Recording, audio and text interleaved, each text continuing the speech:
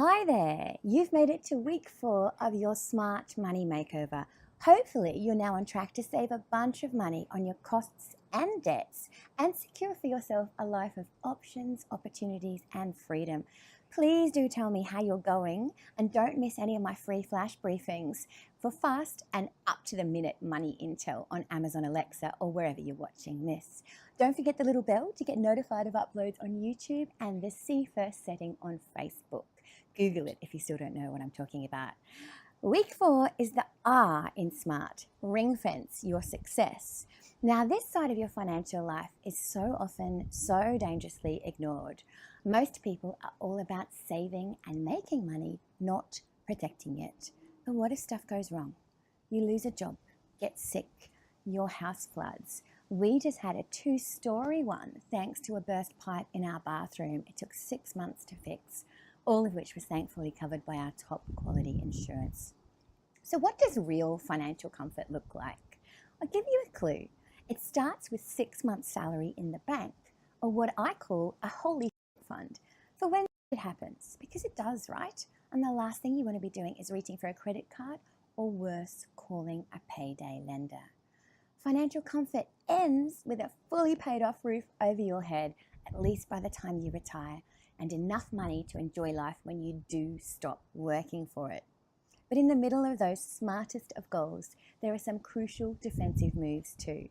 Here we go with your safety checklist of just 3, and this wind's making me nervous.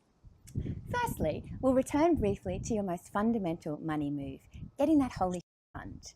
I rated the average Aussie's exposure to risk as part of my work as an ambassador for ASIC's Money Smart Week, and what I found really was concerning.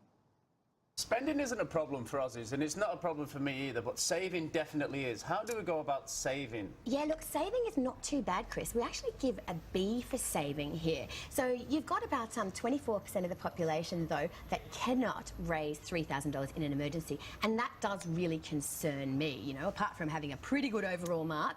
That really risks, you know, plunging yourself into a debt spiral. Something goes wrong, like, you know, your fridge blows up, that's really messing with your future. Which is why you end up using debt, right? That's why our debt's so high. Yeah, you need that emergency fund of 6 months' salary to make sure that you're protected and you can deal with those things life throws at you. Yeah, right. Don't let that be you. You can instead use your emergency cash stash to serve a double beautiful purpose. Cue me with very bright hair. My top tip is house this money not in a savings account where you'll earn paltry returns at the moment, but in a mortgage offset account. You will save a higher rate of interest and you'll still have that cash there to use to protect you and let you sleep at night. Start small with your holy fund and build it slowly over time until you have a 6-month buffer to keep you relaxed and comfortable. Meanwhile, I'm going to have a pretty hard time convincing my 9-year-old director not to swear now. Some re-education. Which brings us to the second area of safety. You need to sort your insurance, and it's possible you really need to sort it. Here's my much worse assessment of the average Aussie. What about insurance? How do we stack up there? Okay, massive fail. That's an F for fail on insurance. We are one of the most underinsured countries in the developed world, okay? There's 83% of us who probably couldn't afford to rebuild our homes should they be destroyed. That's really, really dangerous. Also on risk insurance, life insurance and income protection insurance. We don't have enough, so you really need to get onto that. We need to be a bit more pessimistic. Well, you just, or realistic. just got to plan for some emergencies. I know no one likes to think about it, and in fact, only 50% of us have a will, which is also very bad. But you don't want to put your loved ones at risk. You want to be able to sleep at night and have the peace of mind that you and they will always be protected. Yeah. So this is what you need to know, and no more. There are 2 types of insurance, general and risk. Now, the general insurance you must have is house, contents and car. As probably your most expensive asset, here are 5 key questions to ask your home insurer right now. Number 1, is the amount of buildings insurance sufficient to rebuild my house, even if the cost of that rebuild spikes because of sudden demand? Because that's what happens in a disaster area, right? Number 2, does my policy include legal liability if someone else is injured in my house and outside of home too? You want to make sure if you accidentally hurt someone, say on the golf course, it won't ruin your future. Number 3, what's the fine print on water damage? What is and isn't covered? Trust me, water can do just so much expensive damage. Specifically ask about burst pipes and floods from rainwater too. Number 4, how long under the policy can I be away from my house on vacation? And if relevant, would my cover still apply if I Airbnb'd it? And number 5, what high value contents are automatically covered and what do I need to separately list? Wedding rings, engagement rings are a big one. And does this apply away from home? So those are some brief tips, but we're going to spend a little more time on the area of insurance most people understand less. That's risk insurance. So the main types you need here are life, total and permanent disability, grim, isn't it? So let's sanitize it and call this one TPD from now on. It's half the reason people don't often think about this. And number 3, income protection. In a nutshell, life insurance pays a lump sum on death, but good policies will hand over the money early if you're given less than 12 months to live. Do check, because the difference this could make at the end is immeasurable. TPD, yep, pays out if you are totally and permanently disabled, so unlikely to ever resume work. And income protection insurance replaces up to 75% of your regular income in periods you're unable to work.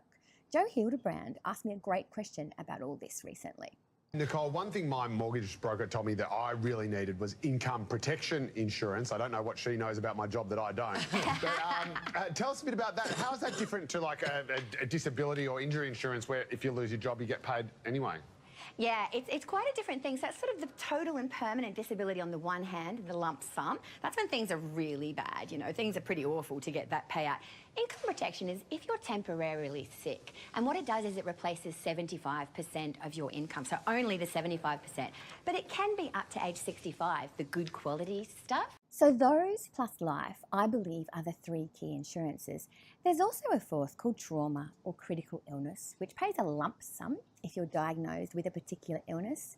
To me, it's a little bit like a weird reverse lottery. You have limited chance of winning. As usual with insurance these days, there are lots of exclusions. But if you have spare money, you might decide that that one's worth it. What about the insurance in your super fund, I hear you ask? Here's another one I made earlier. So you are likely to have a little tiny bit of this, a little bit of life and a little bit of total and permanent disability insurance. But don't let that lull you into a false sense of security, because if you had debts or dependents, it won't be enough. The TPD part will probably also pay out only if you're unable to undertake any occupation, not your own, maybe specialist job. So it's not great. I also don't love eroding your fund for something you'll hopefully never get a benefit from. So how much life TPD insurance do you need? Broadly, tot up what you owe and deduct outside of your home what you own. Then, if you have kids, add on what it might cost to raise them to, say, 18, or depending on how generous you are. Finally, a special note on income protection.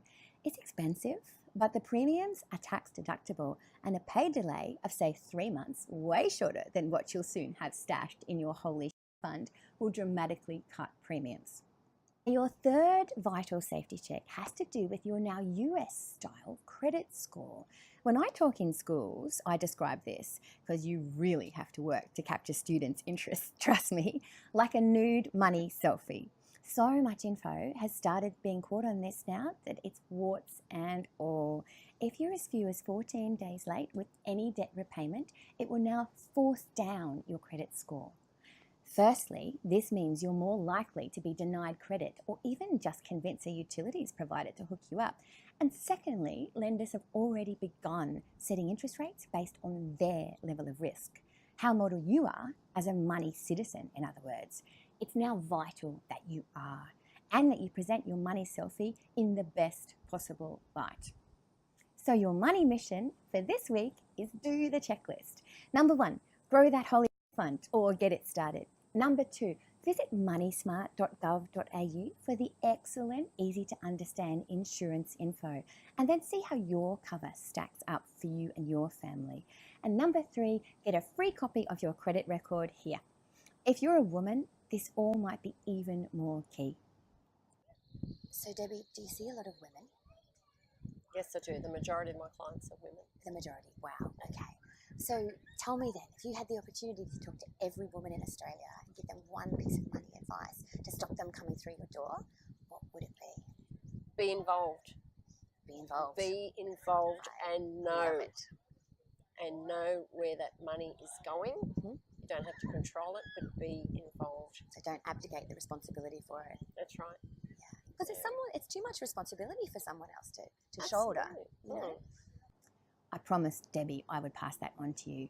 And of course, sign up for my free, regular Nicole's Fast Smart Money briefings, either on Amazon Alexa or on video where we connect. See you next week for your 5th and final part of your Smart Money Makeover. Target rewards so sweet you can almost taste them.